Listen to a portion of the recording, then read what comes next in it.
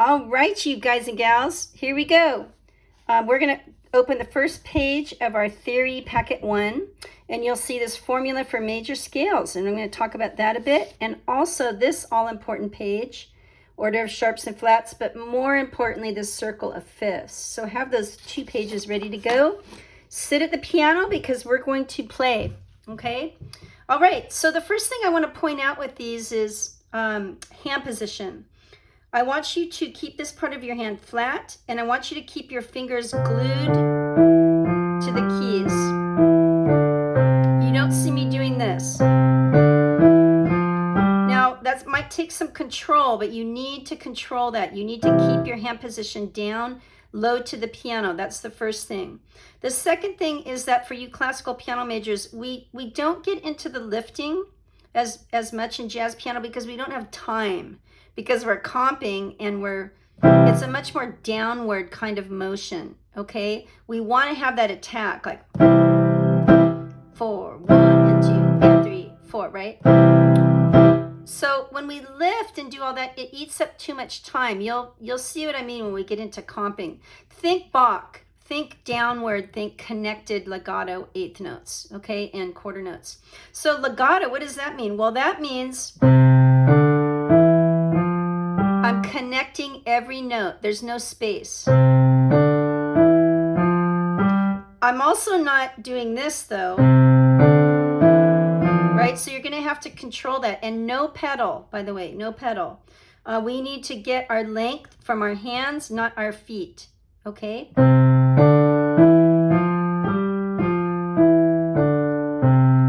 Okay, when you look at this formula for major scales page, it reminds you of the whole step, half step concept that we've looked at in other videos, okay? My page is just a simple reminder. I didn't write in every fingering. If you need that, go ahead and Google it. There's lots of stuff out there. For the right hand, the numbers are above.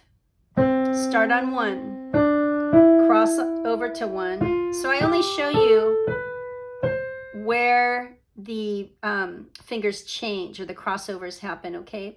In this case, I do end on 1 because it could be a 2-octave major scale. If you're only doing 1, you just end on 5, okay? Left hand starts on 5. Then if there's nothing printed, you just keep coming on up.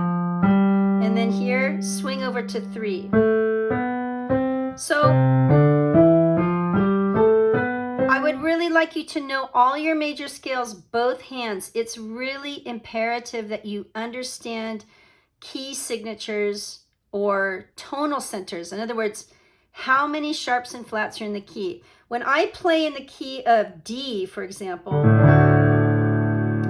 if I had to improvise over the key of D, those are my choices, right? So if I have a little simple pattern where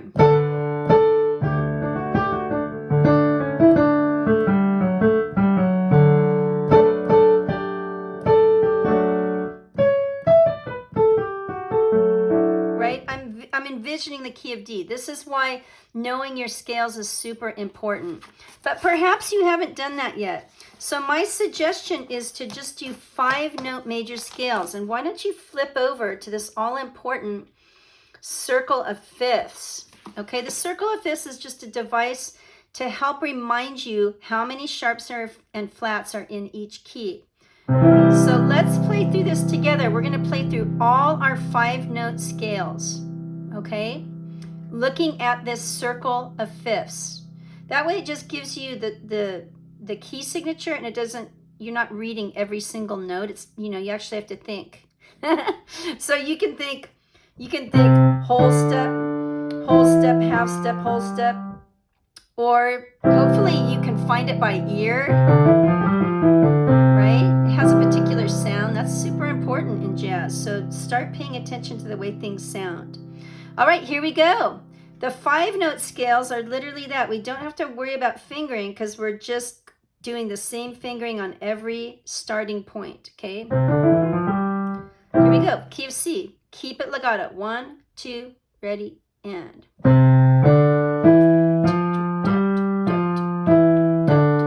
And I like to do a triad after that. That's just isolating 1, 3, 5 of the major scale. That's the major triad. Make sure you don't sag your hand position. Keep your hand position up. Cool. Key of G. Key of G has one sharp, although we're not dealing with that because we're not going high enough, right? We're only doing the first 5 notes. 1, 2, and ready, and.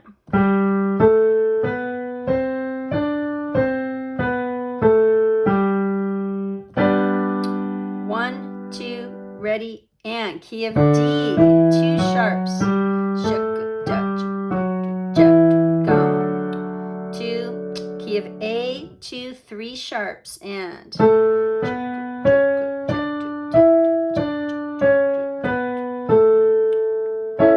Okay, key of E has 4 sharps. And I didn't set up my drum machine because I wanted you to be able to hear the connectedness.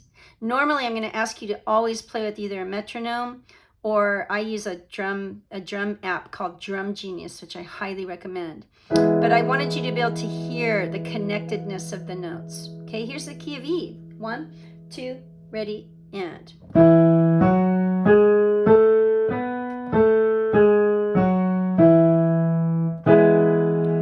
Okay, key of B, which by the way is also known as C flat.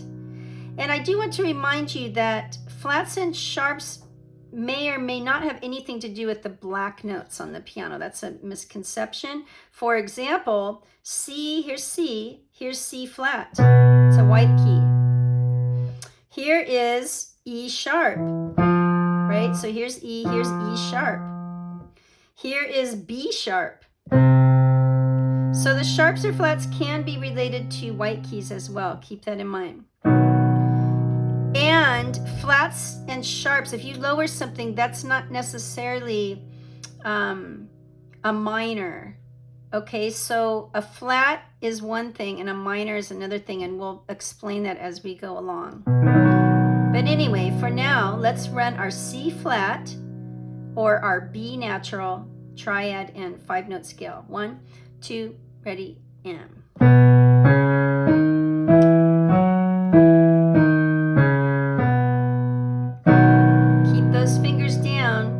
Here's the next one. This is F sharp, or otherwise known as G flat. 1, 2, ready, and.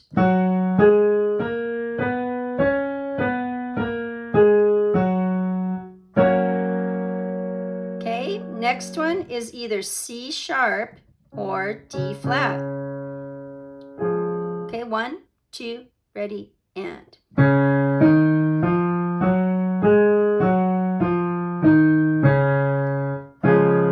By the way, we call this note here, for example, an inharmonic tone, meaning it can either be C sharp or it can be D flat.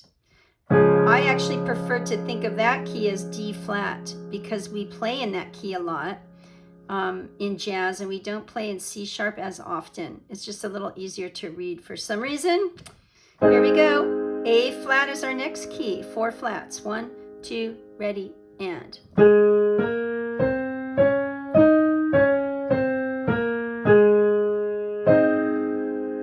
Key of E flat. 1, 2, ready, and.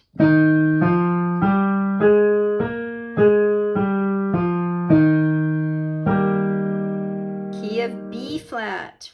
1, 2. This is a very common key, by the way, for horn players. And you ever play in concert band, you do a lot of B flat stuff.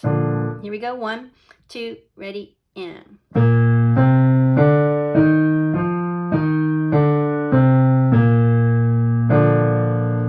Key of F, otherwise known as the key of love. I don't know why, it just is. If you're ever working with the singer and they say, hey man, let's play this tune in the key of love, you know what they're talking about. 1, 2, ready, and.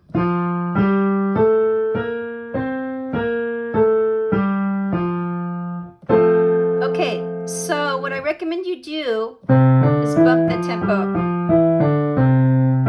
What you could do is practice your inversions after that.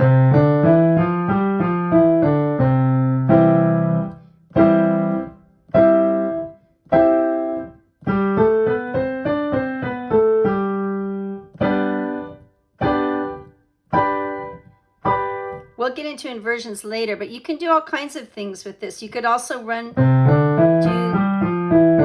your major triad and then do your minor triad. Major triad, minor triad. Major triad, minor triad, and so forth. Okay? So have some fun with that.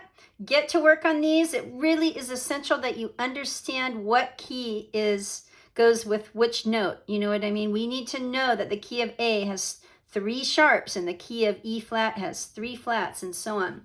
Get to know these and we'll talk some more in a bit. Okay, have fun.